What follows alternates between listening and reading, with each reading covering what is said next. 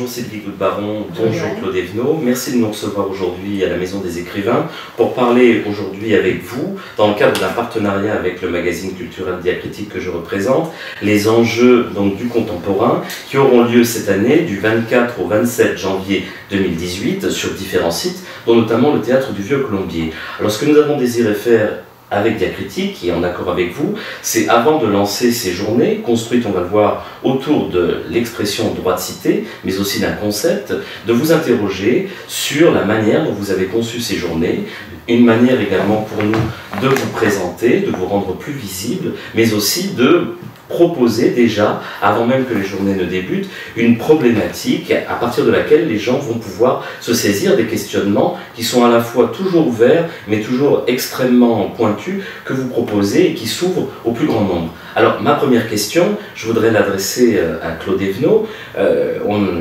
On ne manque pas d'être surpris par ce titre qui est très très beau, droit de cité. Et dans le programme que vous présentez, je l'indique à nos internautes, dans le programme que vous présentez, il y a une opposition entre cité d'un côté et ville de l'autre. Et j'aurais aimé, en préambule au questionnement que nous allons avoir ensemble, que vous nous indiquiez comment vous en êtes arrivé à cette distinction entre cité d'un côté et ville de l'autre, et qu'est-ce que ça représente? D'abord, droit de cité avec droit au pluriel. C'est un titre qu'on a trouvé, pas tout seul, Sylvie et moi, mais avec Dominique Viard, qui fait partie depuis la naissance des enjeux, non seulement de leur organisation, mais de la conception des thèmes, etc. Donc c'est dans ces discussions collectives avec lui et quelques autres qu'on a trouvé ce thème. Le titre. Mais le thème repose sur la notion compliquée de cité, en s'appuyant tout simplement sur l'origine du mot, qui est l'origine grecque. Et dans la Grèce antique, la cité, c'est à la fois la ville, dont on dit asti ou astu en grec ancien, et la contrée, la chora, qui l'entoure et qui l'approvisionne, qui la nourrit, etc. C'est aussi l'assemblement des citoyens, qu'on appelle aussi la cité, c'est la police, le mot là, celui que tout le monde connaît parce qu'il a donné politique, etc.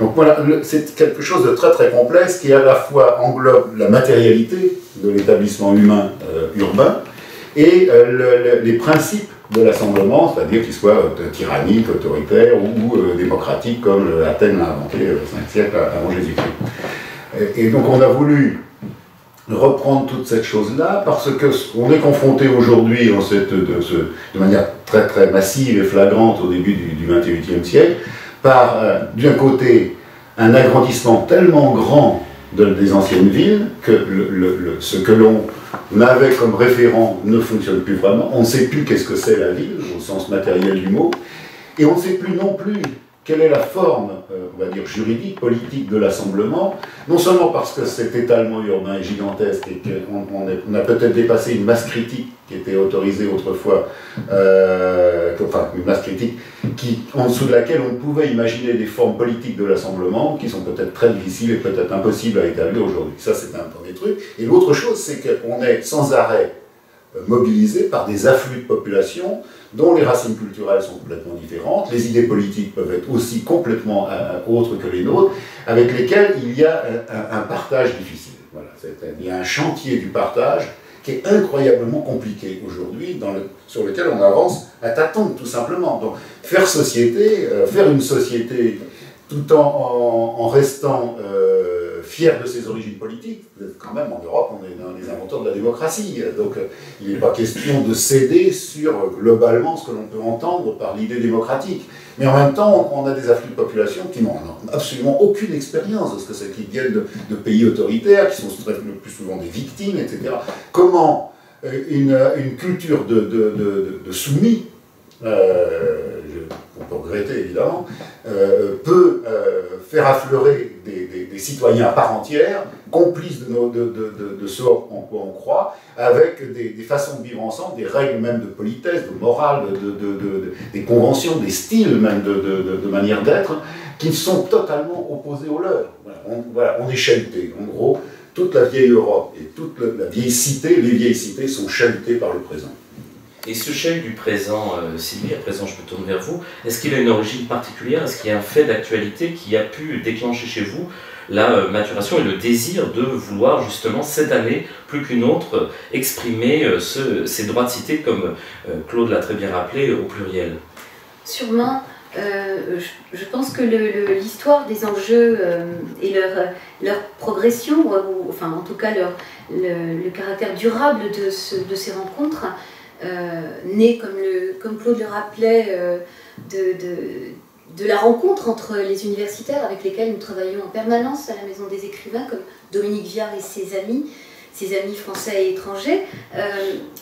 Nous sommes un monde de recherche au fond, nous cherchons le sens. Bon, ça a commencé avec des questions relativement littéraires, très très littéraires, et puis progressivement on s'est ouvert à des questions, non pas de société, parce que la littérature ici, je pense, n'est jamais un prétexte à développer des sujets de société, mais par exemple quand il y a 2 ans, on s'est intéressé aux questions écologiques, voilà, et ça n'était pas un hasard. C'est parce que d'abord on lit, ici, toute l'équipe, tous les auteurs avec lesquels on travaille, nous sommes des lecteurs, et qu'on voit bien à quel point les écrivains s'emparent eux-mêmes, sans même qu'on leur demande, heureusement, de sujets qui font société. Encore une fois, il ne faut pas inverser les choses. Ce n'est pas parce qu'il y a un sujet de société que la littérature arrive. Ce n'est pas ça que nous cherchons.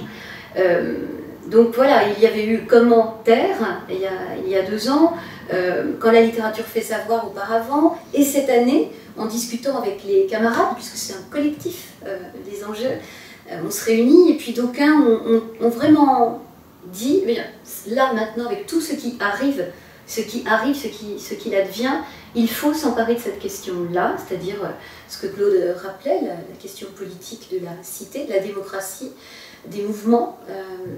Les livres en attestent. Nous avons lu tout récemment, évidemment, le livre de Georges Didier Huberman, C'est quoi qu'il en coûte. Il y a le livre de Marielle Massé qui est invité.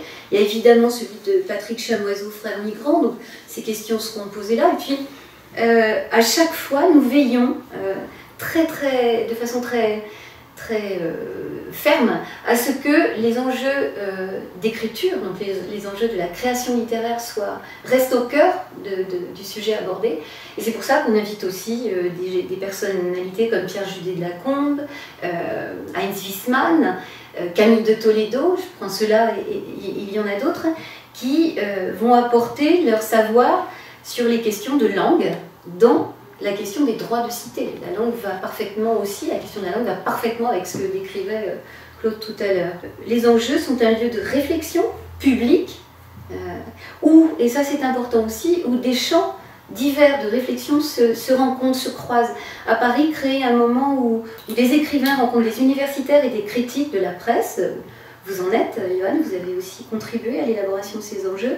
C'est assez rare qu'ils aient l'opportunité à Paris de demeurer un moment ensemble pour faire advenir une réflexion un peu commune. Le caractère collectif, il s'incarne, on le lit très, très clairement dans le programme, dans une phrase que j'aimerais vous citer, sur laquelle je vais vous interroger. Faire une société n'est plus une évidence, un héritage.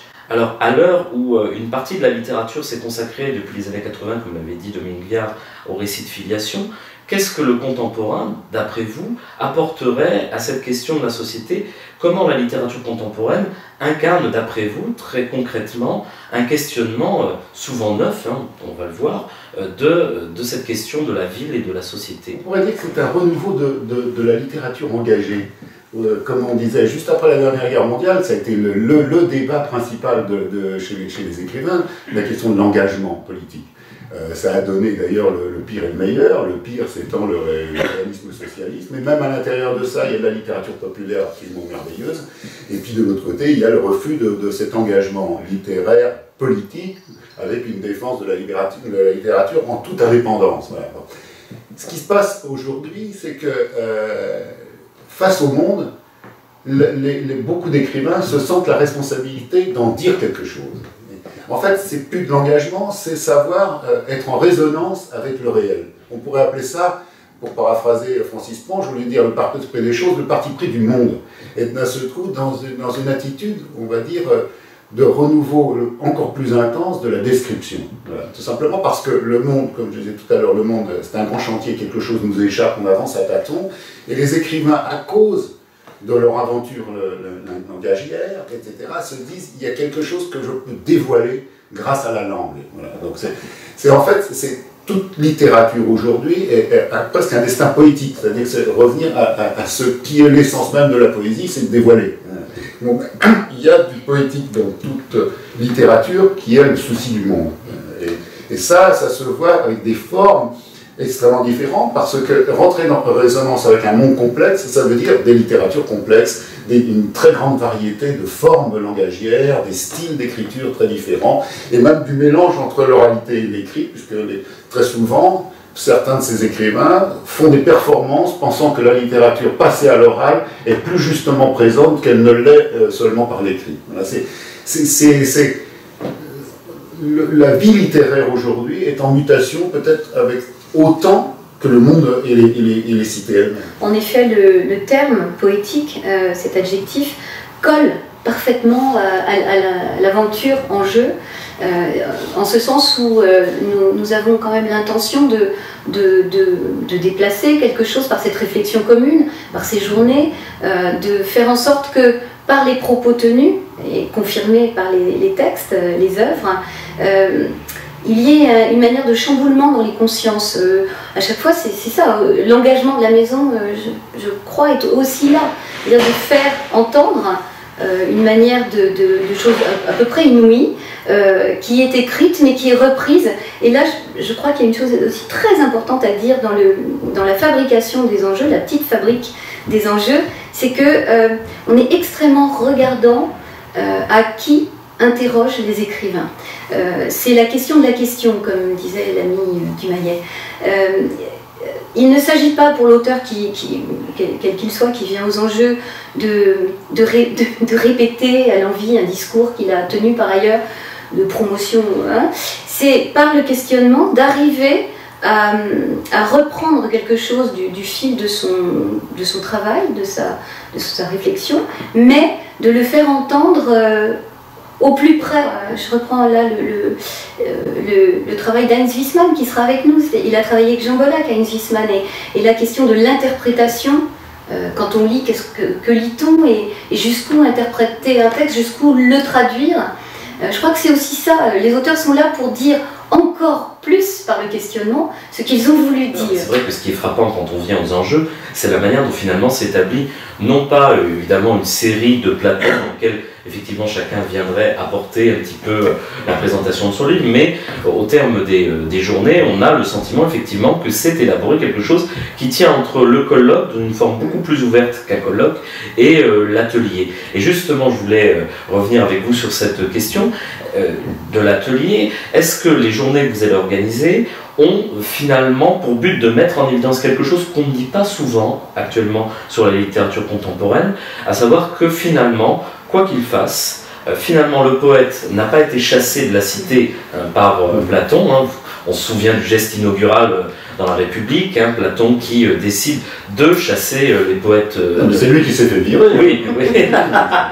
Voilà. Et là justement on a l'impression que le poète est un animal politique, peut-être qu'il est le seul à avoir une conscience politique que les autres, peut-être par, comme vous évoquiez tout à l'heure très justement, par des postures de soumission, ne pouvant faire autre chose, ne sont plus en capacité de pouvoir le dire. Est-ce que vous pensez que l'auteur, l'écrivain, c'est l'animal politique, le seul qui reste? Non, je ne dirais pas que c'est le seul qui reste, mais il est, on peut dire, comme vous semblez le supposer, qu'il est par nature un animal politique. Qu'il n'y a pas de poésie sans politique, au sens le plus profond du mot, évidemment, pas au sens anecdotique et politicard. Mais je ne dirais pas qu'il est le seul, parce que ce serait supposer qu'il n'y a que la maîtrise du langage qui autoriserait à devenir un être politique, un citoyen, etc. Or, ce n'est pas vrai.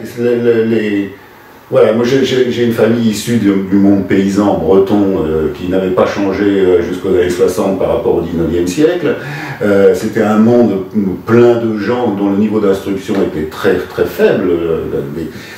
Et c'était un monde qui savait débattre politiquement de son avenir, de la façon dont le village pouvait être évolué, etc.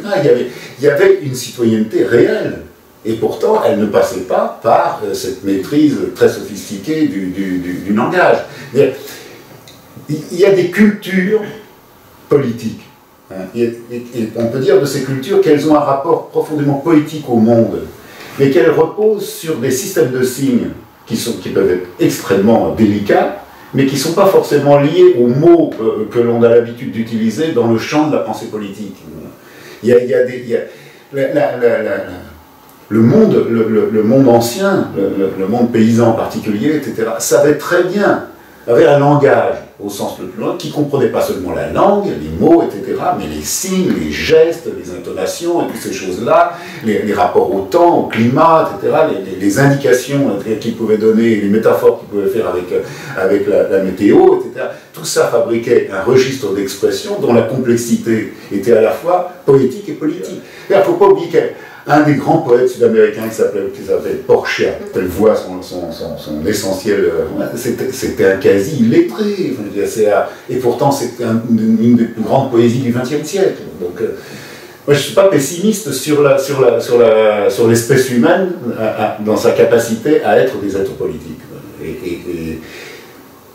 Si on regarde par exemple les gens qui sont martelés aujourd'hui par les conditions de vie atroces qu'ils leur font, au Moyen-Orient en particulier, qui sont en plus empêtrés dans une évolution de leur religion qui est une évolution liberticide, etc. Ces gens-là ont aussi toujours possédé, dans cette culture-là, des poètes extraordinaires. Ce sont d'ailleurs des poètes en rupture avec le monde, hein, que ce soit Marc Hayam ou Adonis, ils ne sont pas totalement bien vus chez les salafistes. Mais ils sont porteurs d'une poésie absolument enrichissante pour tout le monde, qui a une puissance d'universalité absolument extraordinaire. Et bien, sur ce fond-là, on peut parier le partage et commencer un chantier politique commun. Et ce qui me plaît beaucoup aussi dans cette histoire-là, ces dernières années, c'est qu'on est vraiment au cœur du phénomène poétique. Et si on a plaisir à travailler comme ça avec les scientifiques, je suis peut-être une incise qui est déplacée, mais c'est parce qu'eux-mêmes, on leur a dit, ont une manière de préciser le monde, de le nommer, qui n'est pas sans lien avec la poésie, avec la littérature telle qu'on aime l'entendre ici, c'est-à-dire celle qui ne se contente pas de lisser et de raconter des histoires, non pas sans fin, mais sans relief. Donc tout ça fait une espèce de, je ne sais pas comment dire, une espèce de lessive qui décape bien. La maison de la littérature lave plus de leur temps. Est-ce qu'on ne peut pas dire que d'un côté, il y aurait une littérature qui serait véritablement politique, c'est-à-dire qui s'inscrirait, comme vous venez de le décrire, dans finalement un affrontement à des questions que personne ne se pose vraiment, contre une littérature médiatique qui, elle, finalement, serait une littérature polémique. C'est-à-dire qu'il chercherait à tout prix la polémique. Vous seriez d'accord avec une telle distinction entre politique et polémique? Oui, mais pas entre politique, avec médiatique. Parce que le dernier prix Goncourt, qui évidemment pour tous les médias, c'est un livre politique. Il n'y a aucune raison de penser que les médias font ce tri-là. Elles font d'autres tris qui ne sont pas forcément glorieux, mais ça ne fait pas ce tri-là. C'est compliqué parce que c'est aussi la question fondamentale de l'écriture aujourd'hui qui est posée à travers ce que vous interrogez là. Ici, on est à Paris. On fait des rencontres sur le thème droit de cité, et la cité que l'on connaît le mieux, c'est la cité de Paris. Or, qu'est-ce qu'il y a de particulier avec Paris, qui est partagé aussi avec New York, mais il y a très peu de villes au monde qui peuvent se targuer d'avoir cette qualité-là, c'est que c'est une ville, c'est une machine de production littéraire. C'est-à-dire, depuis le XVIIIe siècle, Paris n'a pas cessé de susciter de la prose et de la poésie, mais de quelque chose comme ça. C'est comme si la substance même de Paris était un moteur, une énergie scripturaire, etc. Que c'est grâce à Paris que des écrivains et des nouvelles écritures ont pu apparaître. Que ce soit Baudelaire, sans Paris, Baudelaire, il n'y a pas Baudelaire. Breton et les surréalistes, sans Paris, il n'y a rien de tout ça. La littérature populaire des années 50, Henri Calais, etc., ça n'existerait pas. Fargue, etc. La liste est infinie. Ça pourrait être la preuve qu'existe ce que Jean-Christophe Bailly a dit une fois, la grammaire générative des genres. Voilà. Il y a beaucoup de relations étroites entre l'arpentage et l'écriture dans cette ville-là. c'est aussi une des raisons qui poussait à choisir ce thème-là. Le lien, comme ça, avec de l'écriture et de l'arpentage, fait qu'à Paris, on a maintenu du lien avec la réalité. Voilà. Qu'il y a une sorte de veille littéraire vis-à-vis de ce qui se passe dans la réalité, et donc de tous les changements. C'est pour ça que Paris suscite une littérature qui, à mon avis, a une tendance quasi constante à être une littérature politique. Mais au sens où elle prend le parti pris du monde, comme Francis Ponge a grandi. Voilà. C'est ça. Je pense que alors c'est pas toujours pareil, toutes les contrées ne sont pas les mêmes, toutes les villes ne suscitent pas la même chose. New York suscite de ce genre de choses aussi, et Dublin avec Joyce. Mais dans Polémique, il y a quelque chose qui est réducteur. Parce que une polémique s'inscrit toujours dans une tactique de combat qui évalue, bon là, est-ce que c'est une petite bataille, je mets mes troupes comme ci, ou est-ce que c'est une grande et je fonce, etc. Il y a un côté napoléonien dans n'importe quelle posture polémique avec de l'écrit, etc. Et donc, une réduction de ce qui fonde la littérature, c'est-à-dire l'ouverture à l'inconnu dans le geste même d'écrire. Voilà. Ça en ce sens-là, c'est pas des littératures polémiques. Mais par contre, ça n'empêche pas la violence, l'anathème, etc.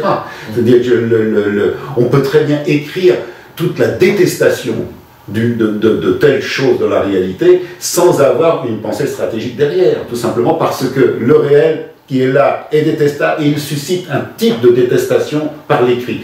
Une forme d'insulte. L'insulte est un genre littéraire assez enchanteur, etc., et très productif, et ça suscite ça. Mais ça, ça n'a rien de polémique. Si on prend cette œuvre-là et que pour nous elle importe, et qu'on essaie d'inviter des personnes qui, peu ou prou, qu'ils le veuillent ou non, pour nous ont à voir avec cette œuvre-là, c'est parce que leur langue, à eux, déconstruit le discours politique, de communication, etc. C'est-à-dire qu'eux-mêmes ont compris que pour arriver à résister, à opposer quelque chose à ça, il fallait employer une langue, voilà, Kafka, enfin, ce qui brise la glace, le gel, c'est pas possible autrement, il ne se passe rien autrement, il ne se passe rien. Or, pour qu'il se passe quelque chose, c'est là que ça doit se passer. Bien. En ce moment, on entend partout qu'il s'agit, dans le monde politique, de parler vrai. Mais parler vrai, quand ils disent ça, c'est évidemment un changement de paradigme de publicitaire. Ça n'a rien d'autre que ça. C'est une autre façon de manipuler les mots pour donner une connotation de vérité. Ça n'a rien à voir avec la Latéia des Grecs, hein, rien du tout. Parler vrai, c'est un travail. Et les seuls qui font ce travail-là, ce sont les écrivains, évidemment. Ou ça peut être, en dehors de l'écriture, lorsque des gens s'assemblent ensemble pour essayer de penser la réalité. Là, il y a du parler vrai qui sort. Je veux qu'on parle d'Eméthèque, parce que effectivement, il y a une grande place qui est accordée, enfin une grande place, oui, qui est accordée dans la présentation du programme sur justement le déplacement de population que vous évoquiez au début de cet entretien. Une grande part, en fait, pose une question, mais de manière, je trouve, nouvelle, celle de la frontière. C'est-à-dire une frontière qui n'est pas seulement dessiner les bords du pays, mais des frontières qui traversent à l'intérieur même de la ville un certain nombre de groupes sociaux ou qui justement laissent des places vides pour des communautés qui n'arrivent pas. Ce qui est assez frappant aujourd'hui, c'est qu'on a tous cette conscience moderne de la communauté, etc. Mais ce qui est frappant de nos jours, c'est qu'on est un petit peu peut-être en mal de communauté. Alors est-ce que pour vous, vous tireriez le même bilan de cette espèce de déshérence de la communauté, ou je me trompe totalement? Ah, mais moi, j'ai jamais été en mal de communauté, j'ai toujours détesté les communautés quelles qu'elles soient. Je suis typiquement des années 60, je suis un citoyen international du monde entier. Je suis comme un Akarsis Klotz qui est venu faire la révolution en France en 1789 alors qu'il était un grand baron allemand, etc. Ma patrie, c'est le genre humain. Voilà, c'est tout ce paradigme-là sur lequel, pour moi, il ne s'agit pas de transiger. Toute réflexion qui passe par l'idéalisation d'une communauté quelle qu'elle soit est pour moi mortifère. Donc, les mots que j'ai utilisés tout à l'heure, c'est partage, des choses comme ça. Évidemment, ce sont ces mots-là où la représentation d'un assemblement par le biais d'un collectif quel qu'il soit, c'est quelque chose qui ne ferme pas, c'est quelque chose qui ne suppose pas une frontière. L'invention de la démocratie en 1789, c'était une invention d'un assemblement humain sans limite, sans frontières. D'ailleurs, ça a été pratique pour Napoléon de penser comme ça. Évidemment, il y a toujours la part noire des choses, mais de toute façon, cette idée comme ça que l'assemblement est sans frontières est celui qui interdit toute approche par le biais communautaire. Il n'y a pas de communauté sans exclusion. En particulier les communautés religieuses, elles excluent tous celui qui n'est pas croyant. Mais il y a aussi les communautés culturelles, tout ce qui se replie sur les cultures de pays, etc. Je veux dire, il n'y a qu'à regarder le cauchemar catalan. Je veux dire, on arrive à ce qui est arrivé quand même, la couleur jaune est interdite maintenant en catalogue. Quand même, alors, ça va loin, la bêtise humaine dans ces cas-là. Donc, lorsque on fait dans l'annonce du programme allusion aux frontières, aux exclusions, etc., c'est justement pour indiquer qu'il faut débattre de ça de la manière la plus intelligente que ce soit, et pas par des systèmes d'assemblement qui sont de toute façon par nature des assemblements qui excluent. Donc, ça veut dire, c'est pas des communautés d'hommes, hein, les premières, donc les femmes en font partie. Le métèque, c'est-à-dire l'étranger, il en fait partie aussi s'il accepte justement un partage, s'il accepte de faire un chemin vers ceux qui l'accueillent. Et de la même manière, on peut imaginer la paix dans le monde si ceux qui accueillent font un chemin vers ceux qui arrivent. En fait, il y a toutes ces choses-là. À chaque fois, il faut apprendre à se dépouiller de ce qui est des sources de l'exclusion. L'autre comme soi-même. Voilà, c'est ça la règle. De cela, les écrivains sont sans doute extrêmement sensibles, parce que l'écriture est un entraînement constant à la pensée libre. Voilà. Je ne veux pas dire la libre pensée, mais aussi. Et que quand on a cette expérience quasi quotidienne, enfin constante au niveau de l'esprit, de la liberté, on est hypersensible à tout ce qui tend vers l'exclusion. Et donc on ne peut pas être communautaire en étant écrivain, sinon on a un écrivain bidon. Des écrivains qui ont écrit même dans une langue qui est une langue communautaire, qui est en yiddish, comme chez les Stinger, etc. Ce ne sont pas les textes qui racontent, ce n'est pas du tout des histoires d'exclusion. Ça ne dénonce jamais le non-juif comme quelque chose de différent, ne pouvant pas faire partie d'une fraternité universelle, etc. Être écrivain, même avec les outils qui sont intérieurs à une communauté, c'est en sortir de cette communauté. C'est d'être libre de ce qu'elle porte de négatif en elle. Le président de la Maison des Écrivains vient de me donner envie d'évoquer immédiatement le livre de Patrick Chamoiseau, Frères migrants, parce qu'il y évoque évidemment le concept de mondialité, de glissant, mais il renvoie, il y a une page qui est magnifique, où il a mis comme dans un nid tous ceux qui avaient porté ce livre en français, comme Georges-Louis Duberman et bien d'autres. Mais évidemment, ce que tu viens de dire sur Singer renvoie pour moi à Martin Buber et son livre extraordinaire qui s'appelle « Je et tu », le livre de la relation, thème que reprend extrêmement poétiquement Chamoiseau dans ce livre-là. Et voilà, je souligne là ce que vient de dire Claude Evenot, c'est-à-dire qu'il n'y a pas, à mon avis, d'auteur qui puisse écrire quoi que ce soit sans cette attention. Alors ça, je ne suis pas là avec Yves Citon ou d'autres sur la question de l'attention, mais ça commence par là, l'écriture. C'est la manière d'observer, de regarder et d'être en relation, mais en relation, enfin en vraie relation. Il ne s'agit pas d'utiliser pour faire des personnages, des individus, c'est l'individu en soi. Donc là, c'est aussi très philosophique tout ça, c'est pour ça que la littérature doit dialoguer avec sa camarade, la poésie doit dialoguer avec sa camarade philosophie. C'est pour ça qu'on invite des philosophes, des écrivains, des réalisateurs, les champs artistiques sont divers et doivent parler ensemble pour créer quelque chose. Cette communauté qui vient ou qui ne viendra jamais, comme dirait l'autre, c'est pas grave. Le fait est qu'à un moment donné, plusieurs intelligences sont réunies pour donner lieu à quelque chose de partageable. Oui, pas communauté, mais tout simplement La réunion des hommes libres. C'est une très belle devise qu'on va inscrire au fronton de ces journées. Une dernière chose avant qu'on évoque plus particulièrement la constitution du programme, qui est remarquable, et nous voudrions à Diacritique attirer l'attention de tout le monde, de manière aussi à diffuser le programme.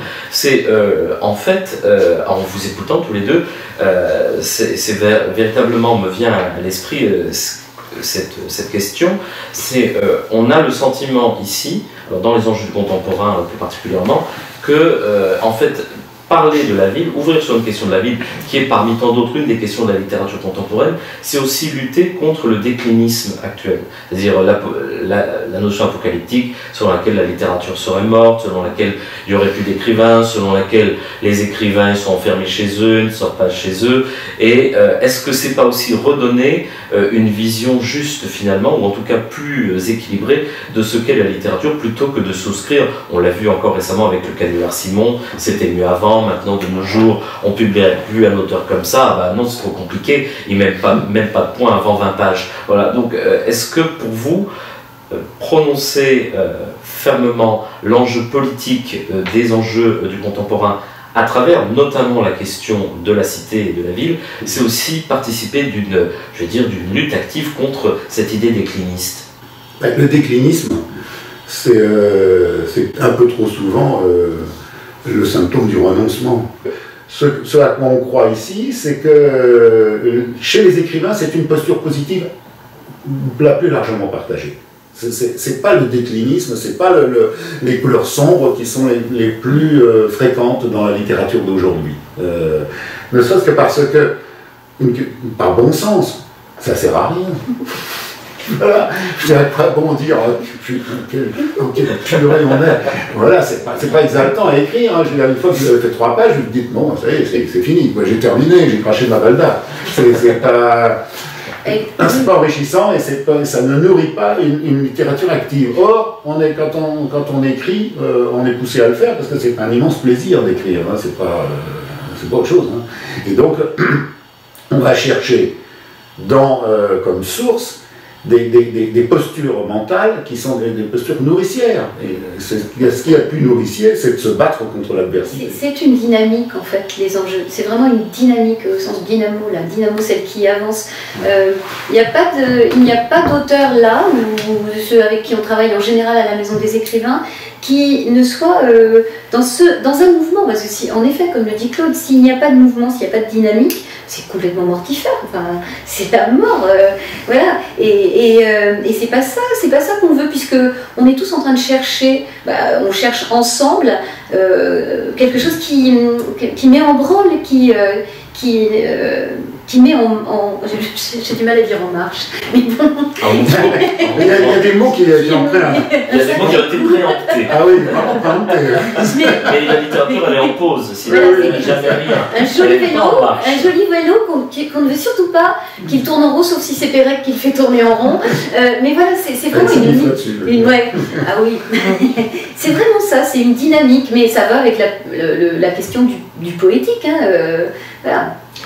Et donc pour un peu terminer notre panorama déjà riche sur ces journées, j'aimerais qu'on revienne sur la manière dont vous avez élaboré le programme, parce que là vous avez un plateau à rendre jaloux toutes les émissions de télévision et de radio réunies de France et de Navarre. Alors pourquoi vous avez choisi? Je voudrais bien savoir de quelle émission vous parlez, parce qu'on ne les voit pas souvent à la télé, je crois. Mais non, on ne les voit jamais. Non, on les voit jamais. Quand même, on voit un petit peu Mathias Sénard. Alors, oui, voilà. On voit un peu Mathias Sénard quand même.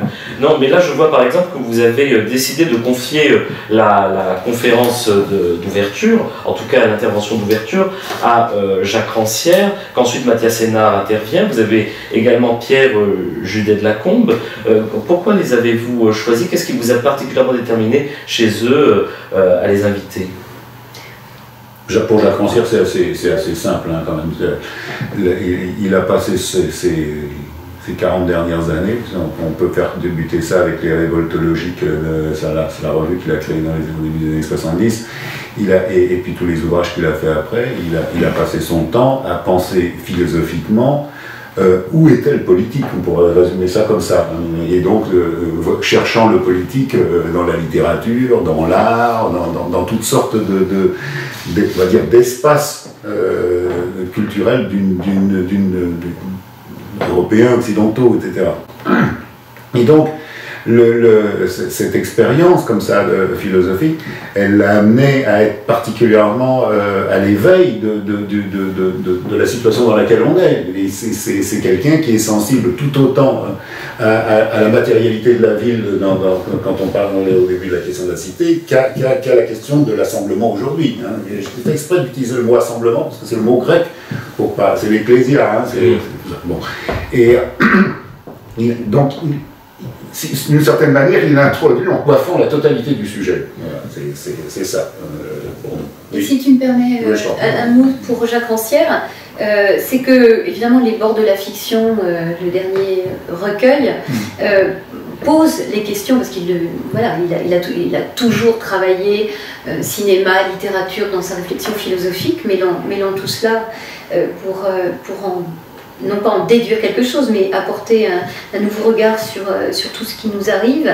Les bords de la fiction, ce qui est intéressant pour nous là, j'allais dire, ça renvoie aussi à notre invitation à Jean-Luc Nancy il y a 2 ou 3 ans maintenant, qui venait de publier Demande, littérature et philosophie. Voilà, ce sont des philosophes qui nous permettent de poser la question aussi de la littérature dans ce qu'on avance là. Et par ailleurs, pour Jacques Rancière, ce qui nous a vraiment fait plaisir, c'est de demander, et le fait qu'il accepte, et je lui en sais gré, que ce soit Ismaël Jude, donc écrivain lui-même, assez relativement jeune encore, qui l'interroge. C'est-à-dire qu'on a aussi le souci de la transmission. Là, ce qui est très intéressant, c'est qu'il va se passer quelque chose, puisqu'ils se sont jamais rencontrés, tous les deux, n'ont jamais été en conversation, parce que c'est bien l'esprit de la conversation dans les enjeux quand même. C'est important la conversation. Donc ils vont converser, et donc on ne sait pas ce qui va se passer, on s'attend. C'est ça qui est intéressant pour moi, je pense aux enjeux, c'est qu'on ne sait pas du tout ce que cette conversation va faire naître.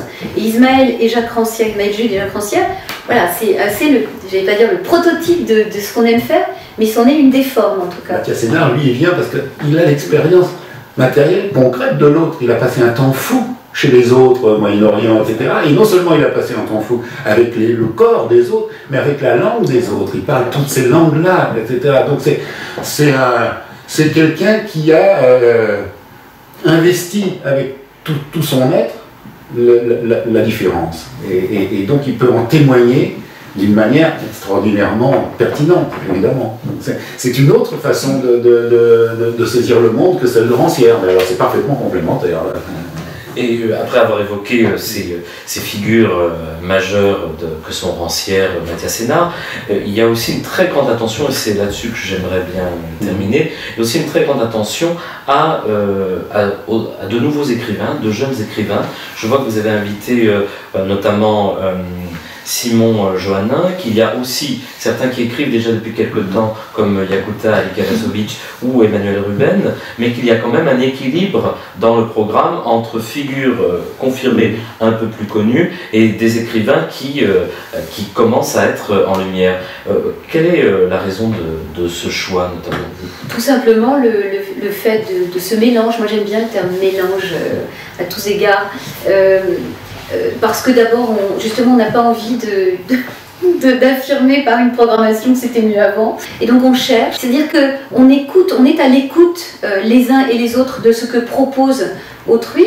On découvre nous-mêmes, et évidemment qu'une fois que l'esprit, le thème a été donné, on va y faire rentrer.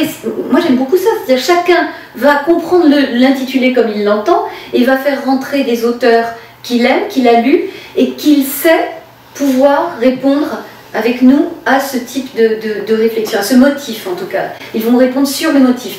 Alors oui, on les lit et on se dit, évidemment, après ça devient une évidence. Ça c'est très intéressant, parce que ce que chacun a vu dans son petit coin individuellement, sur le bien fondé d'inviter tel ou tel que vous avez nommé, on comprend à la fin des enjeux, au cours des enjeux, à quel point c'était absolument sa place. Et c'est ça aussi la lecture. C'est, vous savez bien que la lecture peut être un commentaire infini d'une œuvre et que la somme des lectures peut peut-être donner le sens, ni sinon absolu, en tout cas un des sens majeurs d'une œuvre, et que les enjeux, c'est une espèce de puzzle des lectures de chacun, et qu'il soit jeune ou moins jeune, connu ou moins connu, ce puzzle va se constituer par toutes ces voix qui renouvellent aussi, qui redonnent une puissance au sens propre à la littérature. Ce qui se passe, c'est que en mélangeant les générations et même les genres littéraires, on fabrique au total un espace de transmission. Ouais. Ce qu'il y a d'essentiel dans la littérature, c'est qu'on écrit toujours après d'autres qui ont écrit. On écrit après avoir lu ceux qui ont écrit avant soi, etc. Quand il y avait eu cette enquête de Libération qui s'appelait « Pourquoi écrivez-vous ?», il y avait peu de réponses passionnantes, mais à part celle, la meilleure, qui était celle de Beckett, bon qu'à ça, il y avait celle de Gras qui était intéressante, où il disait « On écrit parce qu'on a toujours écrit », c'est-à-dire qu'on a toujours été dans l'écrit, la lecture, etc., et qu'on écrit à partir de cette transmission comme ça, imposée par l'école, les familles, et tout ce qu'on veut, etc. Donc on écrit dans une suite. Chaque bouquin est la suite de toute la littérature du monde d'une certaine manière, et le fait de rassembler comme ça les générations, ça met ça en valeur et ça intensifie la transmission, ça l'enrichit. Voilà, c'est ce à quoi on croit aussi. Ça. Écoutez, merci, c'est sous ce bon mot de transmission que nous pouvons clore l'entretien.